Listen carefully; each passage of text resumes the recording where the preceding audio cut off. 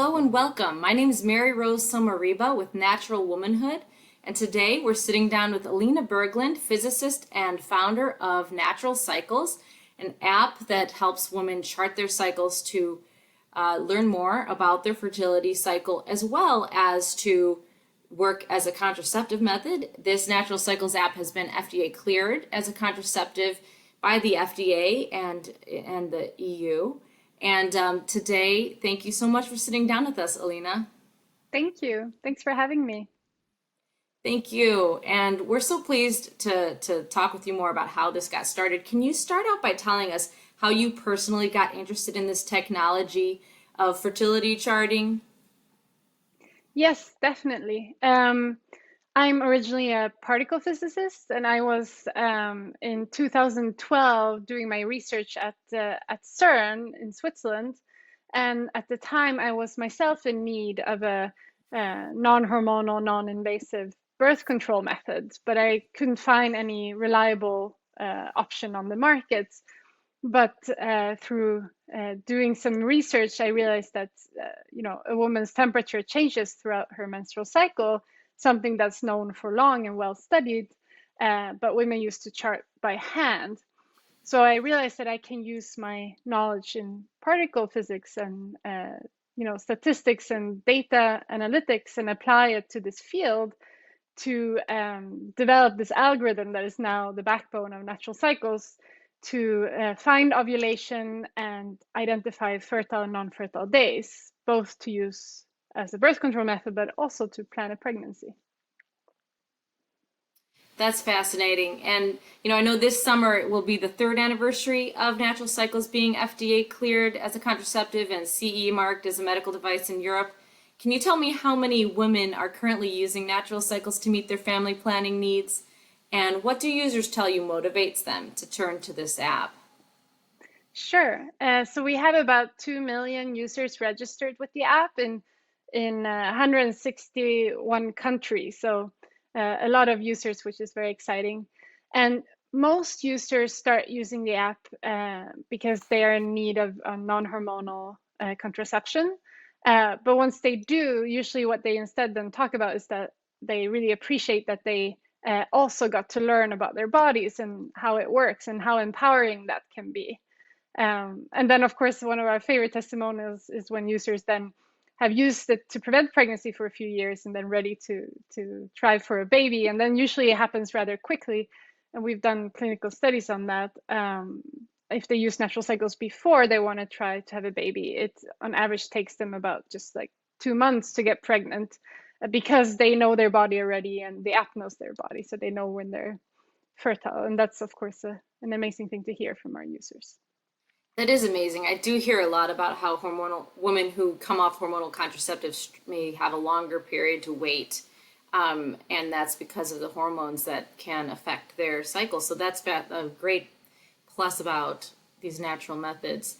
And can you tell us, is there any data on couples who are succeeding to get pregnant, using the fertile window that they're learning from the Natural Cycles app? Yeah, we've done several clinical studies, and indeed, as you say, if they just come off hormonal contraception, it might take them a little longer. But the good news is that after 12 months, the fertility is on par with those who didn't just come off hormonal contraception. So even though it takes a bit longer, in the end, they're as fertile. So it doesn't have a lasting effect beyond the 12 months. We also see that we especially help couples that might have an irregular cycle to conceive or maybe doesn't ovulate around the time when you would guess that you ovulate based on your cycle length. Um, as you know, there's this myth that every cycle is 28 days long and you ovulate on day 14.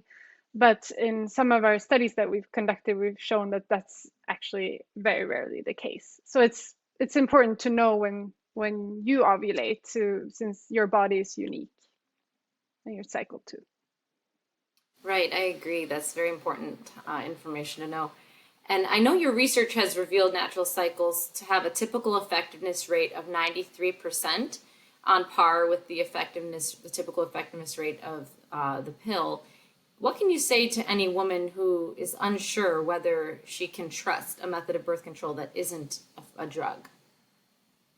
Well, I think it's important to read up indeed about the effectiveness of rates of different methods. Indeed, natural cycles is about as effective as the pill, but less effective than methods that are inside your body. You can forget about, like the IUD or the hormonal implant. But it's more effective than just using condoms alone, because the users then know when they're fertile, and otherwise people tend to skip condoms maybe when they are fertile. So that's why condoms are less effective. So it's important to note that the 93% typical use is dominated by that users may still skip using protection on those red days. And if they do use protection on every red day, you get a 98% effectiveness, which is the perfect use effectiveness. Okay. Um, and I know there's some folks who are curious if there's data on how many people use barrier methods during the fertile periods or during any time of the cycle. Do you have any data on from your natural cycles users about how many are using barrier methods versus how many are going completely natural with nothing but their temperature charting to assist them in family planning? So indeed, the majority of our users do use condoms for the red days, which is also the most effective. Then you have also those that use abstention and only have intercourse on green days, but it's a smaller fraction of our users. And then some users do use withdrawal on the red days, but that's not something we recommend since it's not as effective as a barrier method. Right, and just to clear it up for readers, for listeners here, the fertile period when ovulation is happening, when it shows up on the app, just as any other fertility charting, that's when you're most likely to get pregnant. So certainly, those, like you said, continuing to have intercourse on those days or using withdrawal, that's the most likely time to get pregnant. It's not a wise choice if you're trying to avoid pregnancy. And speaking of avoiding pregnancy with effectiveness, recently another a different app, a period tracking app, was cleared by the FDA for contraceptive use. And we covered that at Natural Womanhood. But it's different from natural cycles in that it doesn't work with irregular periods. Can you tell viewers why it's more effective to use a symptom-based method of fertility awareness versus a calendar method? Yes, so the difference between natural cycles and a calendar method is that indeed we detect ovulation in the temperature and also with ovulation tests that are optional. And knowing when ovulation happens is very important, because if you guess and assume it has happened but you don't measure any symptoms of your body, you run a higher risk to get pregnant. And also you will end up with more red days or days to use a condom or to abstain, because if you don't know when you ovulate in your unique cycle, you need to have a bigger buffer of red days to kind of cover your basics. So it's there's the benefit of finding out when ovulation happens, but using a calendar method, you don't have to take your temperature. So in that sense, it might be easier. But of course, we at Natural Cycles feel that it is important to go in with eyes open and see and learn about the unique cycle when a particular woman ovulates. Yes, I think it's really important for women to know when they're going into any kind of family planning option that it does work with their particular cycle, and irregular cycles are more common than you'd think. And I noticed that natural cycles can work with women, and even I help give them a tip off that they may have a larger reproductive disorder, such as PCOS. Have you found this fertility data can also help a woman notice if she has something like that or any other clinical disorder from her physiological markers and get help to treat those conditions? Yes, definitely. And here again, like detecting ovulation is key. We especially have a lot of PCOS users that are trying to get pregnant because They want to find out if they are ovulating at all and how often, and that can be really crucial information if you want to get pregnant. And also, we have users using natural cycles that as a way to prevent pregnancy if they have PCOS, because they might also, as we know, hormonal birth control masks the symptoms of PCOS. So, finding out what's really going on inside your body is important. Another benefit of measuring temperature is also that our users might find other issues that they have, like for instance, if there's something going on with their thyroid, which is important to know, and can then see, like, based on the temperature, how that is working for them.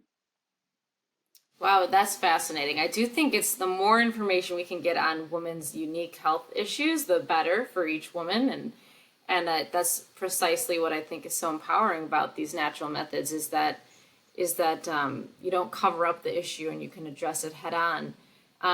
So can you tell me, you mentioned a couple times the ovulation checks. Can you tell me about this? I know a lot of people know about the temperature check, and that's with a thermometer, or we'll talk about some other technologies that might be coming out. But how do you now sync up ovulation checks with women in their homes?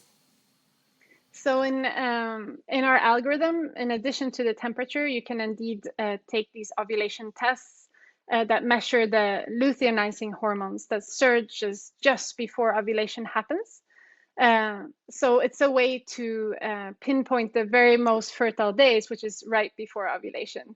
So especially our users that use the app to plan a pregnancy also use ovulation tests, because it's easier than to pinpoint those 2 most fertile days in the cycle. And does anybody use those? What kind of technology do you have for the postpartum woman? Do you have any? Is that helpful? Are the ovulation checks helpful there as well? I know the cycle is quite irregular after giving birth, and a lot of women struggle at that time. So I would say that temperature is better then, because it's something that you don't consume. So if you have a very, very regular cycle, like for instance, when you're breastfeeding, it can be a lot of ovulation tests that you consume if you want to find when your first ovulation happens. Well, taking your temperature every morning, you can do for a longer period of time. It's not something that you consume. So then with natural cycles, you then see your first ovulation before you get your first period after giving birth, because your temperature rises. But we don't necessarily recommend using ovulation tests just after giving birth, because it gets quite expensive because you have to get so many tests. I see. And speaking of the technology for temperature, I know that there's some developments to get natural cycles to sync with wearable technology. Can you tell me the status of those developments? Yeah, so that's something we're working hard on at the moment, and very excited about the innovation going on there. We submitted to the FDA in the fall a clinical study showing that we can use a wearable to measure the temperature during the night continuously, instead of measuring temperature in the mouth in the morning when you wake up, which makes it easier to use, because you don't have to remember to take your temperature in the morning, and maybe also easier, for instance, if you have small children and you wake up because they're awake and you don't want to necessarily wait with getting up. So that's something we're working on, and very excited to bring to our users as fast as possible. That's interesting. Can you tell me also about efforts to get natural cycles covered by insurance? I know as a contraceptive option, it's something that's been in the works. Are there any rough timelines for when women can hope to have these technologies at no cost? Unfortunately, no. That's something that we're also working on, but seems quite difficult, especially in the US, where the system is so scattered. In principle, as a birth control method, we should be covered by insurance.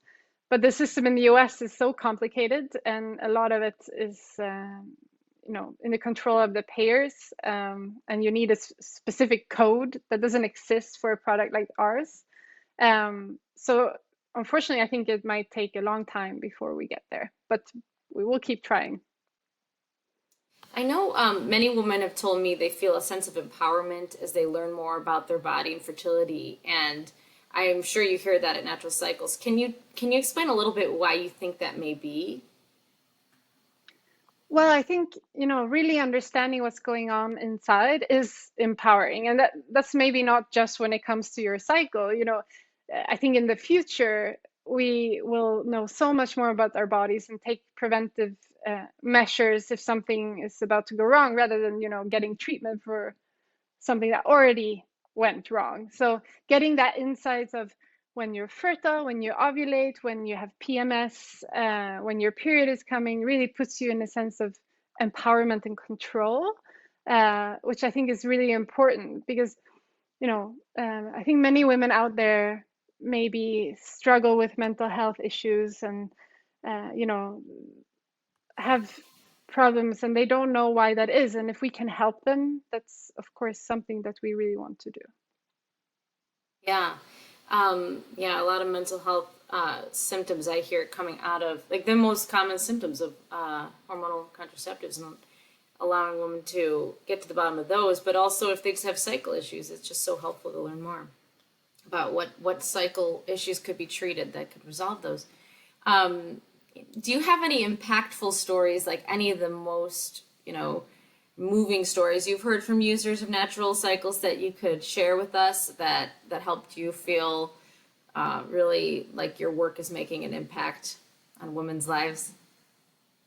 Yeah, for sure. I mean, that's really what makes my job great, is really reading, like, for instance, the app reviews we get every day, or just users emailing us of how we've impacted their lives. That's really what motivates me the most. And what we hear, I would say the most common testimonial that we get from our users is really how they've struggled with birth control methods in the past, and really try them all and didn't find anything that works for them, since it is, there's no one size fits all when it comes to birth control. And many women do have side effects of hormonal birth control, for instance. And then they try natural cycles, and they feel relieved that they finally found something that works for them, but also empowered with the insights that they get into their bodies. And sometimes they tell stories how this actually now improved their relationship, and how that's, helped them. And then hopefully eventually, many of them also use natural cycles to get pregnant, and that's a continuation of that journey. That's beautiful. And I know the market for fertility apps has been growing rapidly. Do you know, or do we know, how many people actually use apps for avoiding pregnancy today compared to other technologies, and how far this trend is going? I don't have any exact numbers, but I do know that it's a growing trend, and we are also growing our user base every month, so that's exciting. And on the horizon of women's health, do you have any things that are getting you excited about what these technologies can, and in particular natural cycles work, can do to help women with their different health issues? Are there any developments on in the forecast?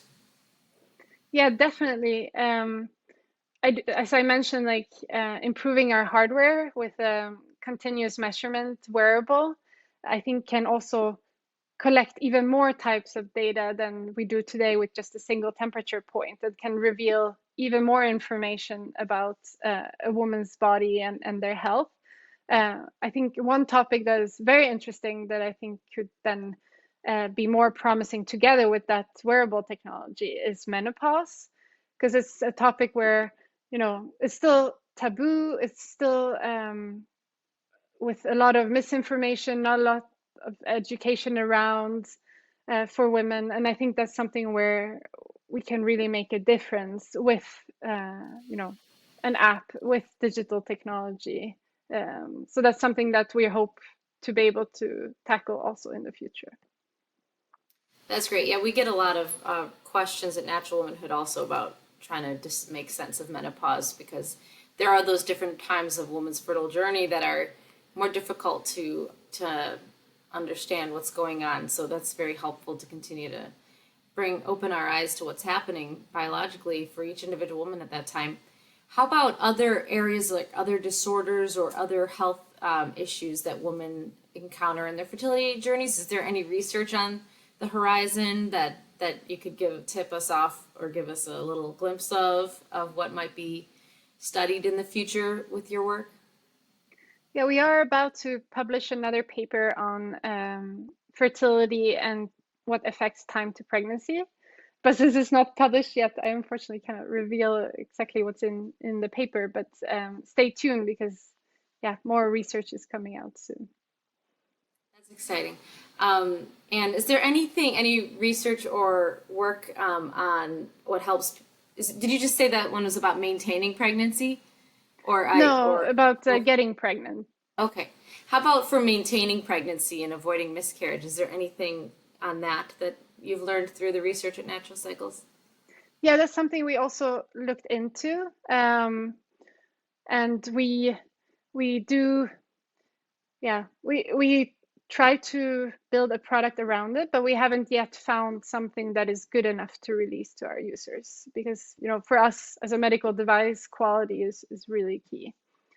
We are performing, though, also research on the COVID vaccine, which is very interesting, and the effect that might have on the menstrual cycle and fertility. So that's also something that's in the pipeline.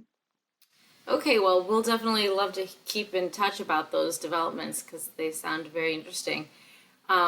Well, is there anything else on the horizon that makes you excited about, before we sign off, that just makes you look ahead with hope for fertility charting in the work that you're doing? Yeah, I think just continuing with our mission to pioneer women's health with research and passion, and improving the hardware, improving the app, look more into the data, and continue the clinical research that we're doing. I think we'll yeah, we'll get where we want to be at some point.